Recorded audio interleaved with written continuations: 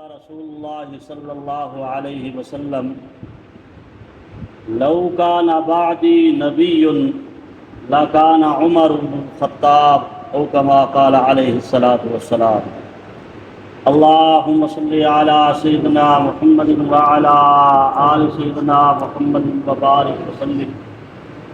آج جس شخصیت کے متعلق میں کچھ عرض کرنا چاہتا ہوں، ان کی سیرت پر گفتگو کرنا چاہتا ہوں، وہ ایسی شخصیت ہے جن کے بارے میں میرے محبوب صلی اللہ تعالی علیہ وآلہ وسلم نے ارشاد فرمایا، لو کان بعدی نبی لکان عمر بن الخطاب، کہ اگر میرے بعد کوئی نبی ہوتا تو عمر ہوتا۔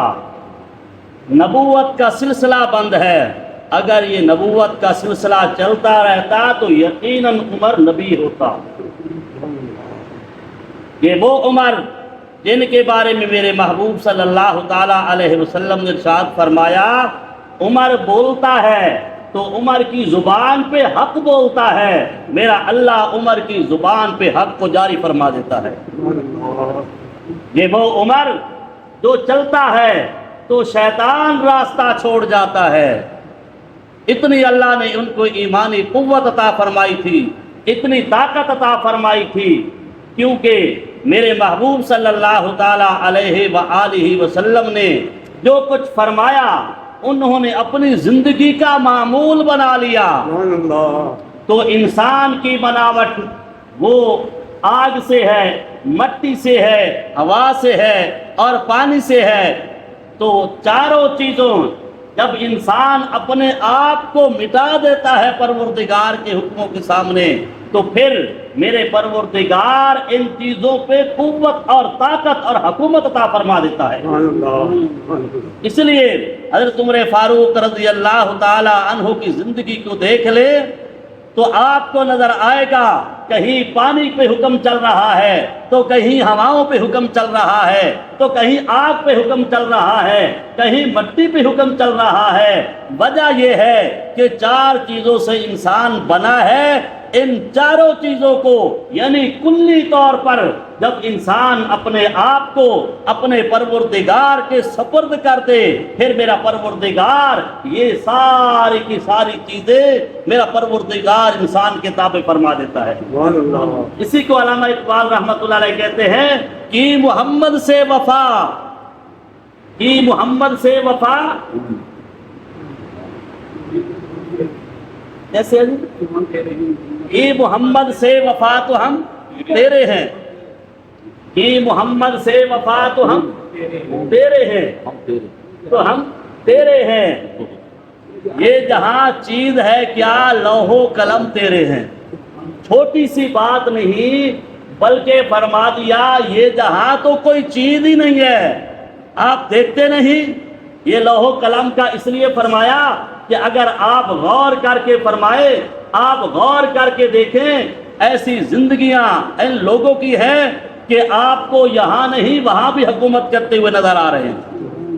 یہ جہاز آج چل رہے ہیں تو آپ کو پہلے نظر آئے گا کہ ان ہواؤں کے دوش پہ یہ آج جہاز اڑانے والے سمجھتے ہیں ہم نے ترقی کر رکھی ہے۔ ذرا 1400 سال پیچھے تو چلے جاؤ، جنہوں نے اپنے آپ کو پروردگار کے حکموں کے تابع کر لیا تو دیکھ لو ان ہواؤں کے دوش پہ وہ حکم اپنے دوڑا چکے ہیں، ان ہواؤں کے دوش پہ وہ اپنے حکم پہنچا چکے ہیں۔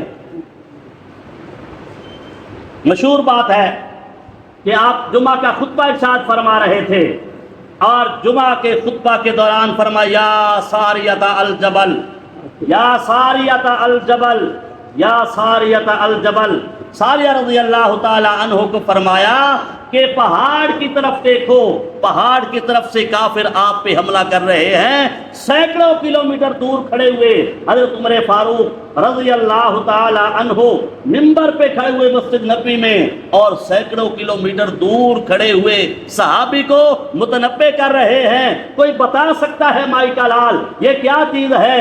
یہ کیا چیز ہے کہ اللہ نے سینکڑوں کلومیٹر دور ان کو دکھا دیا, اللہ نے ان کی باطن کی آنکھ کو کھول دیا, یہ ہواؤں کے دوش پہ ان کا پیغام وہاں بھی پہنچ گیا.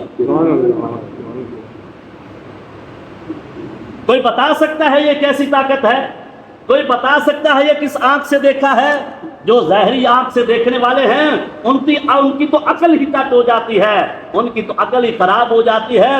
وہ سمجھتے یہ ناممکن بات ہے, یہ ناممکن بات ہے. یہ ناممکن نہیں بلکہ ممکن کر کے دکھا دیا. حضرت عمر فاروق رضی اللہ تعالی عنہ کا حکم زمین پہ چلا, آپ زمین پہ تشریف فرما ہے, ہلنے لگی زمین, آپ نے اپنا درہ زمین پہ مارا, فرمایا کیا عمر نے تیرے پر عدل قائم نہیں کیا؟ تو فوری طور پر وہ زلزلہ رک جاتا ہے. تو پتہ یہ چلتا ہے اس مٹی کو اس پروردگار کے تابع کر دیا, اللہ نے اس مٹی کو ان کے تابع فرما دیا. ایک بندہ آ گیا, حضرت دریا رک گیا ہے, دریا نہیں چلتا. ہم ہر سال معمول کے مطابق پرانے رسم و رواجوں کے مطابق کوئی اپنی بیٹی بنا سوار کے وہاں پھینکتا ہے تو پھر دریا چلتا ہے ورنہ نہیں چلتا. آپ نے دریا کو خط لکھا, فرمایا یہ عمر کی طرف سے خط ہے, یہ امیر المؤمنین کی طرف سے خط ہے, اگر تو چلتا ہے اللہ کے حکم سے تو چل ورنہ تیری کوئی ضرورت نہیں ہے. یہ خط جب دریا کے اندر, خشک دریا کے اندر جا کے اس شخص نے ڈال دیا, دریا کو اتنا خوف ہوا, ایسی روانی پکڑی, 14 صدیاں گزر گئی, آج تک اس کی روانی میں فرق نہیں آیا. یہ ہیں حضرت عمر فاروق رضی اللہ تعالی عنہ, انہوں نے اپنے آپ کو مٹا دیا. ہوا پہ بھی حکومت چلتی ہے, پانی پہ بھی حکومت چلتی ہے, مٹی پہ بھی حکومت چلتی ہے, آگ پہ حکومت چلتی ہے. آ گیا بندہ, حضرت فلاں جگہ آگ لگی ہوئی ہے اور مدینے کی طرف آ رہی ہے. آپ نے تمیم داری رضی اللہ تعالیٰ عنہ کو چادر پکڑائی, فرمایا جاؤ اس کو دفع کر دو, یہ تو ہمارا کام نہیں, یہ تو ہمارے عام خادم بھی یہ کام کر لیتے ہیں. آپ نے فرمایا جاؤ یہ چادر لے کے جاؤ, اس کو دفع کر دو. انہوں نے جا کے جیسے بندہ کسی جاندار چیز کو مارتا ہے اس چادر کے ساتھ مارنا شروع کر دیا. آگ نے پیچھے ہٹنا شروع کر دیا, یہاں تک کہ جہاں سے نکلی تھی وہیں گھس گئی. اس لیے فرمایا لو کان بعدی نبی لکان عمر بن الخطاب, اگر میرے بعد کوئی نبی ہوتا تو عمر ہوتا.